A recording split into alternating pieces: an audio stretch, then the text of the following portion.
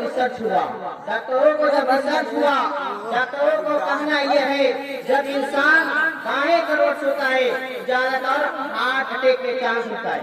वजह क्या है? वजह ये है कि जब इंसान बाएं करोड़ सोता है तो उसका हार्ट जो दिल होता है बाएं जाने होता है, और उस बाएं जाने की तरफ हार्ट की जो 4 चैम्बर होती है, और उस चारों चैम्बर के नाम महाधमनी और महाशिरा दो हुआ करती है। अगर इंसान जब बाएं करोड़ सोता है और उसकी नस जो दब जाती है और उसका दिल जो होता है उसे काम करना नहीं बंद कर देता है, जिसकी वजह से इंसान हार्ट अटैक का चांस होता है।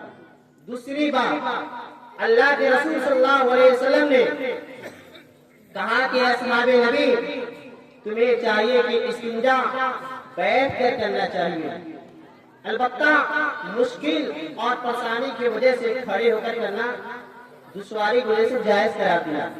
लेकिन कहा कि तुम लोग बैठ के इस्तिंजा करो, लेकिन अल्लाह के रसूल सल्लल्लाहु अलैहि वसल्लम की हिकमत पता होगी या अल्लाह रब्बुल आलमीन ने नहीं बताया होगा, लेकिन डॉक्टरों ने रिसर्च किया और ये अपने मन से कहा, डॉक्टरों ने अपने अनुभव बताया कि जब इंसान बैठ कर पेशाब इस्तिंजा नहीं करता है तो उसका यूरिन जो थैली होता है उससे पेशाब मुकम्मल तौर से रिलीज खारिज नहीं होता है, जिसके वजह से इंसान को पेशाब को जो थैली होता है उसके अंदर प्रोस्टेट कैंसर हो जाता है।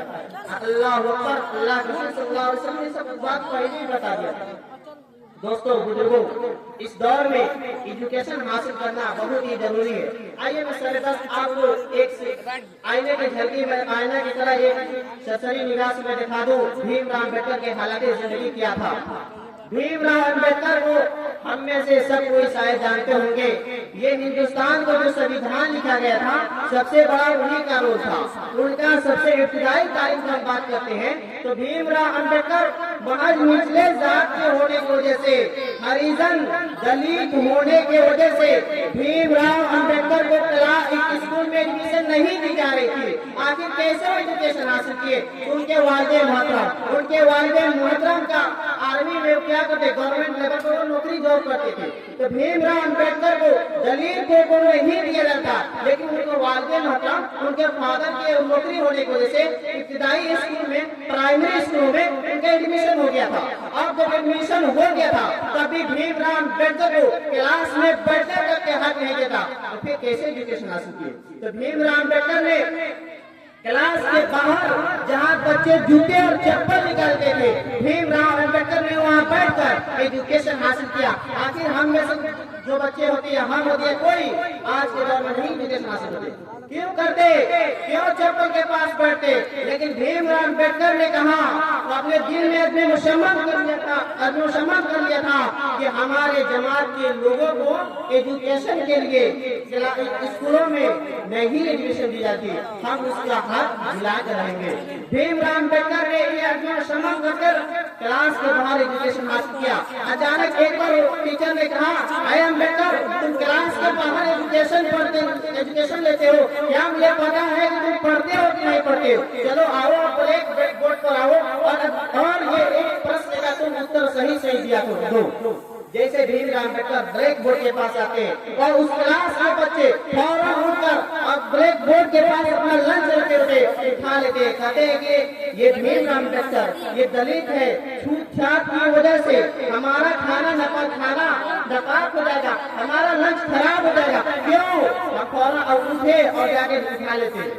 तभी भीमराव अम्बेडकर के क्या हाल था, तभी अपनी हिम्मत नहीं हारी।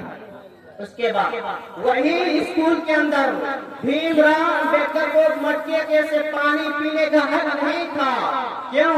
वजह ये कि मर्द निचले जाति होने की वजह से। उसके बाद आइए, जब भीमराव अम्बेडकर ने ऊंचे लेवल की पढ़ाई करने के लिए सब कहाँ पहुँचे? मुंबई गए, मुंबई से बीए किया और बीए करने के बाद भीमराव अम्बेडकर को गवर्नमेंट लेवल पर जॉब मिल गया था, क्या चीज, और आर्मी मिल गया था। लेकिन भीमराव अम्बेडकर ने कहा कि ऐसे हम जॉब नहीं करेंगे, एक हम खुश रहकर हमारे भाइयों के साथ गद्दारी की जाएगी, हमारे भाइयों के साथ हिंदुस्तान के अंदर जीने का हक नहीं मिलेगा, ऐसा में खुशहाल रहने क्या जरूरत है। उसके बाद भीमराव अम्बेडकर इस पर अमल नहीं किए। उसके बाद MSc, BSc और MSc, BSc, GDL, LLB की पढ़ाई करने के लिए कोलंबिया यूनिवर्सिटी जाते, उसके बाद फिर LLB और GDL और PhD करने के लिए अब लंदन की पढ़ाई करने के बाद फिर भीमराव अम्बेडकर ने कहा कि इसका भी हम इस्तेमाल नहीं करते। फिर अमेरिका जाने के बाद वहाँ से PhD की पढ़ाई की, तब फिर मुड़ के हिंद में आते हैं और देखा कि हमारे लोगों, हमारे जमात दलितों और हरिजनों को क्या हाल था। तालाब और कुएं को, पानी को आजादाना तौर पर पीने का हक नहीं दिया जा रहा था। तो उस हाल में भीमराव अम्बेडकर एजुकेशन के पावर दिखाते हुए, एजुकेशन का वैल्यू दिखाते हुए अपने पीछे 5000 दलितों को लेकर तालाब और कुएं के पास पहुंचते और पानी पीने को दे दिया और पानी पीने को रोक दिया। वो लोग पिए, लेकिन हिंदुस्तानियों ने उनसे लफड़ा किया। तो भीमराव अम्बेडकर ने 1929 में मुंबई हाई कोर्ट से लड़ाई केस कर दिया हिंदुस्तानियों के ऊपर। आखिरकार मुंबई हाई कोर्ट ने 1936 ईस्वी में भीमराव अम्बेडकर को और उनके जमात के लोगों को आजादाना तौर पर तालाब और कुएं का पानी पीने का हक दे दिया। मेरे दोस्तों और बुजुर्गों, ये हाल था भीमराव अम्बेडकर। और इतना ही नहीं, जब भीमराव अम्बेडकर ने देखा अब हमारी आजादी मिल गई और हमारे हिंदुस्तान के ऊपर गुलामाना हिंदुस्तानियों क्यों जिंदगी गुजारेंगे, तब हिंदुस्तानियों को आजादाना जिंदगी गुजारने के लिए महात्मा गांधी, पंडित जवाहरलाल नेहरू, डॉक्टर राजेंद्र प्रसाद और बड़े बड़े नेताओं से एक प्लेटफॉर्म पर आने के लिए अजमे मुसलमान किया और एक प्लेटफॉर्म पर आ गए। और उस समय ये दावा किया कि हिंदुस्तान से ब्रिटिश को बेदखल करके रहेंगे और उनके पंजे इस्तेदार से और उनके चंगुल समूह आजाद रहेंगे। आखिरकार ये भी कामयाब हुए भीमराव अम्बेडकर, ये भी काम में कामयाबी उनको मिली। आखिरकार जब हिंदुस्तान को आजादी मिलने के बाद मुल्क हिंद के लिए कोई अपना आजादी मिलने के बाद हमारे पास कोई तंजीम और तौसीफ नहीं था। हम एक जानवर की तरह जिंदगी गुजारने से अच्छा था। उन्होंने सोचा कि हमें जानवर की तरह जिंदगी गुजारने से अच्छा है कि हमारे पास कोई तंजीम और तौसीफ होना चाहिए, हमारा पास कोई आइन होना चाहिए, हमारे पास कोई रूल होना चाहिए, हमारे पास कोई अपना निजाम होना चाहिए और उसी के मुताबिक जिंदगी गुजर बसर करना चाहिए। तो भीमराव अम्बेडकर ने 13 कमेटी बनाई और उस 13 कमेटी के अंदर जो 12 कमेटी थी और उसके सदर और सलाहकार डॉक्टर राजेंद्र प्रसाद थे और उस 13 कमेटियों को जो सबसे अफजलियत और फौकियत रखने वाली कमेटी थी उसके सदर और सलाहकार भीमराव अम्बेडकर थे। मेरे दोस्तों और बुजुर्गों, और हम इसीलिए भीमराव अम्बेडकर ने अपनी एजुकेशन के पावर को भीमराव अम्बेडकर को वहाँ निचले जात से ऊपर तक पहुँचाने का राज एक लाइन में कहा, education is the milk of tigress who will drink it start सून। कि एजुकेशन शेरनी का दूध है, जो इसे पी लेता वो दफाना शुरू कर जाता। मेरे दोस्तों और बुजुर्गों, और हम कुछ गैरों के छोड़िए, हमारी तारीख इतनी शानदार है। अरब कौम जिनका कोई अपना कल्चर नहीं था, जिनका कोई अपनी तहजीब नहीं थे, वो बद्दू जाहिल देहाती लोग और दुनिया के हर वो बुराई जिससे आधी बुराई समझते हैं, वो लोग उन बुराई के अंदर मुलविस थे। जैसे लूट, मार, डकैती, ज़नाकारी, बदकारी, औरतों और बच्चियों को जिंदा दरगूर कर देना, उनके लिए सब आम सी बात थी। और रास्तों में बैठकर काफिलों को लूट लेना उनके लिए मामूली सी बात थी।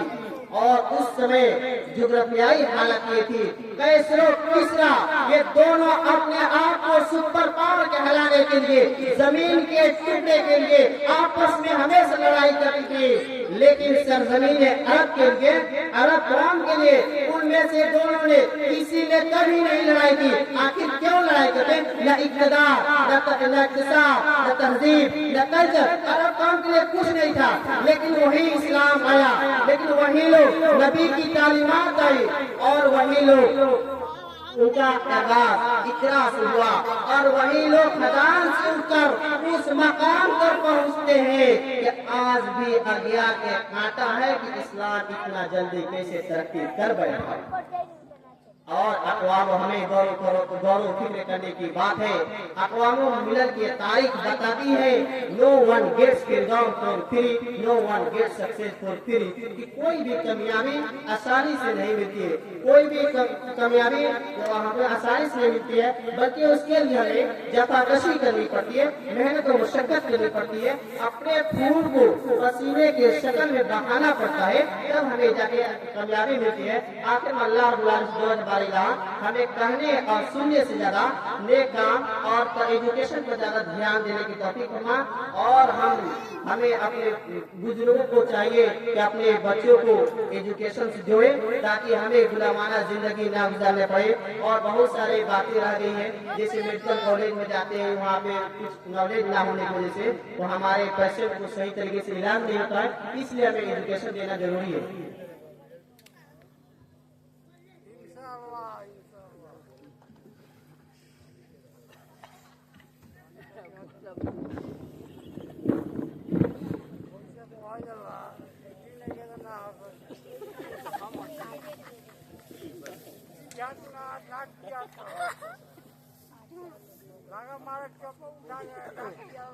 बरादरान इस्लाम